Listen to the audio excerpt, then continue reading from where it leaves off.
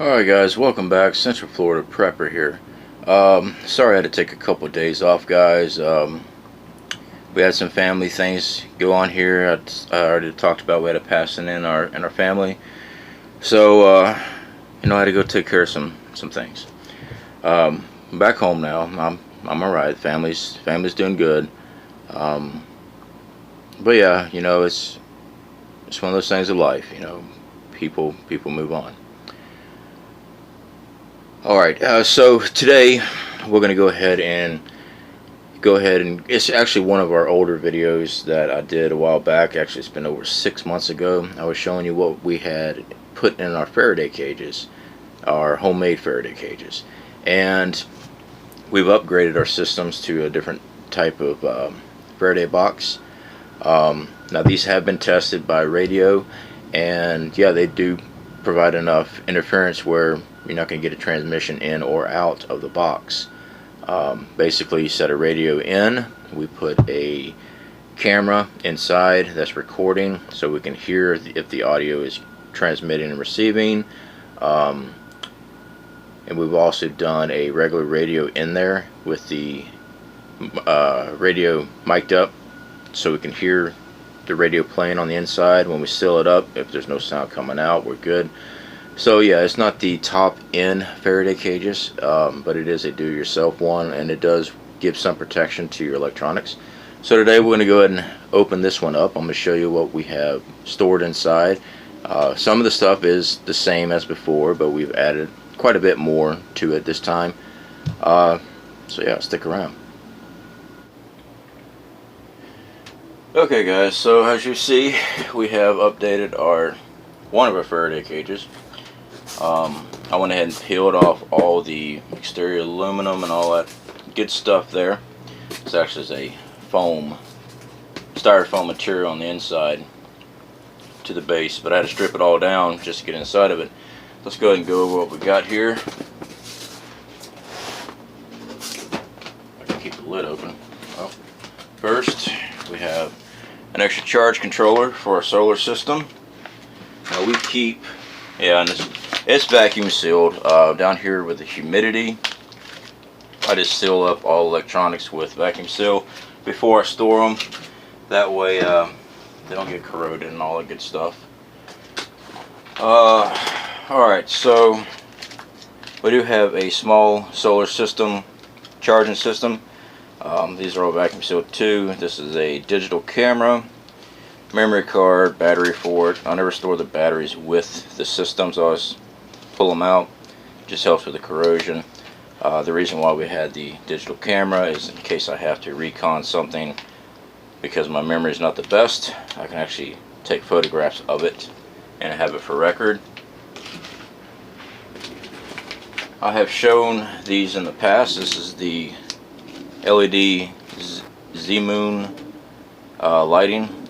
We did a small video on them when I reviewed them. They went in our Faraday cage because they work off of 12 volt like our solar system, and having extra lighting, especially these are very freaking bright, great floodlights. That's why they're put away. I don't know, they may survive without being in a Faraday cage, but because there is circuitry in it, I don't want to take a chance, so put these away. Two of those. Oh, this is just about a little 100-watt Stanley inverter. It's just something I picked up years ago at work. So I put it in. Kept a voltmeter because I like to meter out things, especially when dealing with my solar. So I like having an extra one of those. Put back in the solar Faraday cage. Alright, and we have a small tablet. Now on this tablet, we have printed out maps, but we also have downloaded maps on our tablet. We also have music videos, movies, etc., stuff like that, entertainment on this, and it is vacuum sealed, of course, entertainment purposes, and also we got maps on it. So we just slid that in. Since I'm not using this tablet anymore, it still works.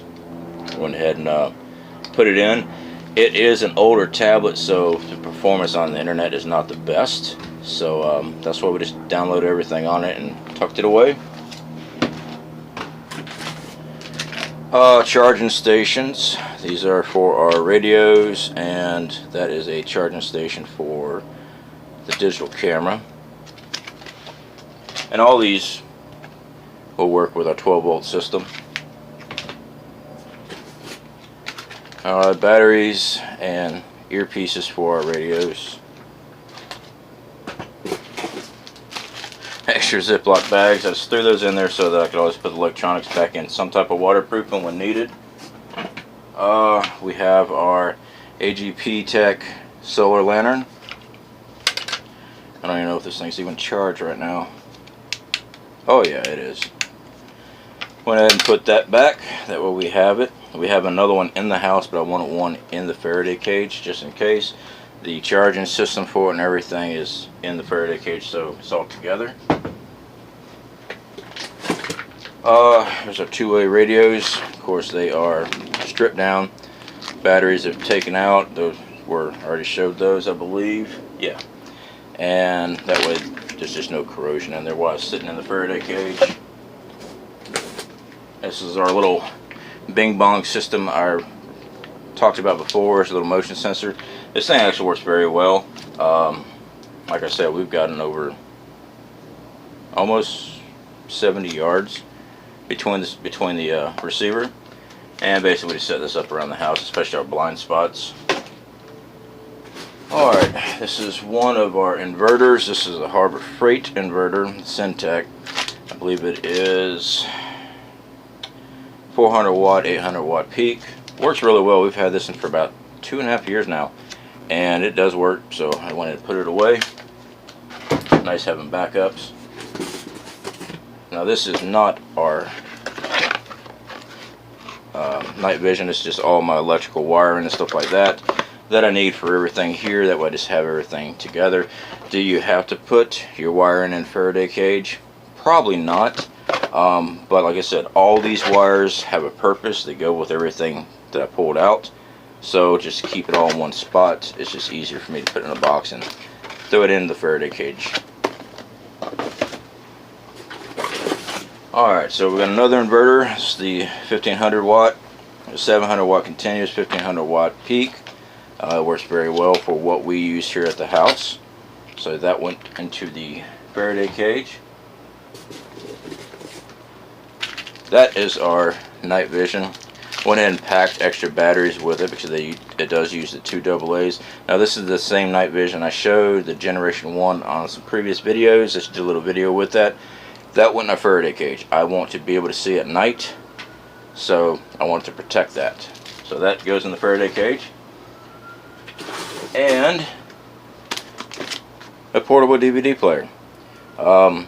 We put that in there because you get bored. I mean, have you ever sat with no power for a few days? Entertainment is nice. Now having games and things, board games, card games, stuff like that is really cool to have.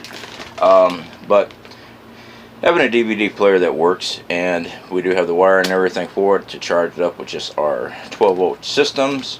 Yeah, it helps out. We've actually used this in our storms many of times when we lose power down here in Florida. So that gets put back. Alright, and as you can see, it is a foam box. It has a built-in liner. This was actually a cooler system that I had stripped out and used that material, and the box itself gets slid into a cardboard box. That way it stays nice and firm, doesn't get damaged. That's why you see the tape on it. It just slides in, then we wrap that exterior box with a god awful amount of aluminum foil, and it works very well. I do like the foam material on the inside. It actually works out very well.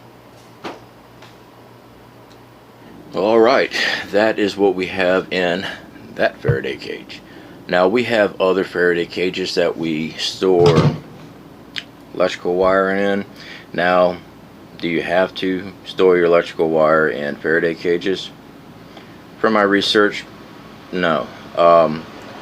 Do I do it anyway? Yes, because when it comes down to rewiring things and wiring up some of my lights and security cameras, I did show my security cameras in one of my previous videos. I believe it was my first Faraday Cage video.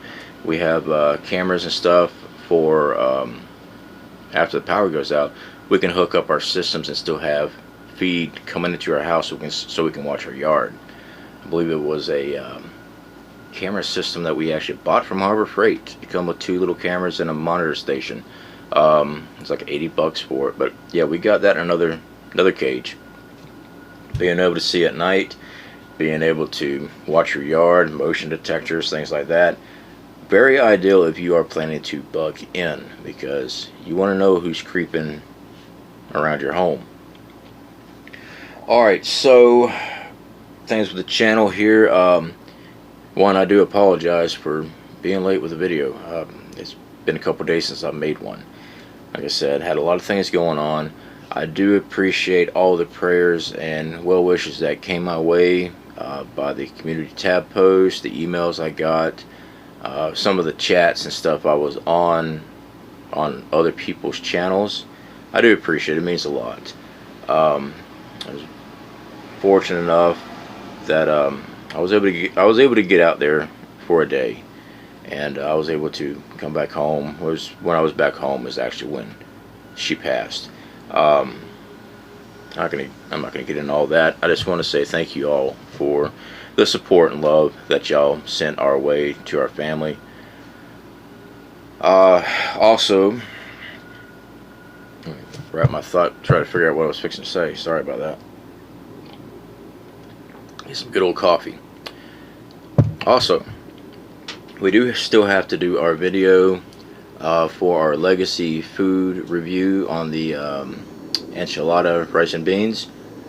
Now, they're not saying you got to get this video done. They're not doing that. I've already done a video. They're very happy with it. Alright, but I like the product. I want to keep on trying it. So my wife will be coming in on that video. I'm planning on doing it tomorrow, but don't hold me to it, guys. I've still got a lot of things going on here. We will try to get to it as soon as possible, okay? And again, I do appreciate your understanding on that. But yeah, that'll be probably our next video. There is the taste testing on that. I'm going to check it out. I am worried that it is going to be spicy because it is enchilada. I could be wrong. And I know that the chili that we did, that was actually pretty good. We had actually leftovers. Alright, we cooked up that whole bag. That was, I got the bag right here. It was 4 servings per container. That is 2 cups. Serving size is 2 cups prepared. So that was 8 cups of chili on the chili. We had leftovers. We actually ate on it for 2 days. So, and me being a fat boy, I ate a big bowl. Now, sure, we did a taste test straight up. Adding, the only thing I added to it when we were eating it for dinner and stuff here in the house, or the leftovers, I added shredded cheese. That was it. You know, that's just because I'm a fat boy and I like cheese. But yeah, it was pretty good. But I am worried. We'll check it out. We'll check out, see how spicy it is. The chili wasn't spiced. I got to be real careful with that, guys, because my ulcers, they're not good. They hurt. I swell up. I mean, you can sit and thump my stomach. I mean, it gets out there. I look like I've been about 8 months in on a pregnancy. I swell up big, and I hurt for about a day and a half from them. So yeah, we'll be checking that out. I know I done went way off track because I was talking about Faraday cages. The reason I bring up the Faraday cage, guys, I do believe that our country will be hit with either an EMP or a coronal mass ejection from the sun. It's a matter of time. The threats are there. They keep threatening about us. We see the power grid fail all the time. Now, if they just shut off the power, not by EMPs or a coronal mass ejection, you won't need a Faraday cage, but you'll have a lot of electronics and things that you can generate power with. Alright, just like we have a solar, things like that put away. So the Faraday cage is just another safeguard. It's kind of like insurance. Alright, it's no different than we being preppers storing food, water, you know, whatever you are prepping for and with. It's the same thing. All right, we just add an extra layer of protection. It doesn't cost much to make these Faraday cages. They're pretty cheap. All right, you just have to make supplies, test them out, make sure that you're not picking up any transmission through radio on it, and it gives you a level degree of protection. Now, is it the same as the EMP shield? No, it's not. Those EMP shield stuff, the research I've done, they are actually very nice. Unfortunately, I'm not affiliated with that program, but like I said before in the past, if it's something I want to get or something I have, I'm going to talk about it. Now, I don't have them yet. We have a lot of subscribers here that have sent me photos of them installing them on their vehicles, installing it on a generator, and they sent me photos by their email, which is freaking awesome. Okay, they've all talked about how easy it was to install, and we don't have one yet. Do we plan on getting one? Absolutely. We're actually going to be buying a newer vehicle here pretty soon, and new vehicles are not going to be doing very well, so we're definitely going to be getting an EMP shield for the truck. The fact is, I want to have a running vehicle. It will help me get the hell out of Dodge when I need to. Alright, we plan on having to walk most of the time, but now being able to have a vehicle is even cutting half that distance down. It'd be nice. Alright, so anyway guys, let me go ahead and get off this. I am on here rambling on too much. See what happens when Central Florida Prepper doesn't have access to the internet and do videos. He sits there and rambles on and on and on. And alright guys, y'all take care, and again, I appreciate the support that y'all have given me and my family during this time that we are going through, and y'all take care.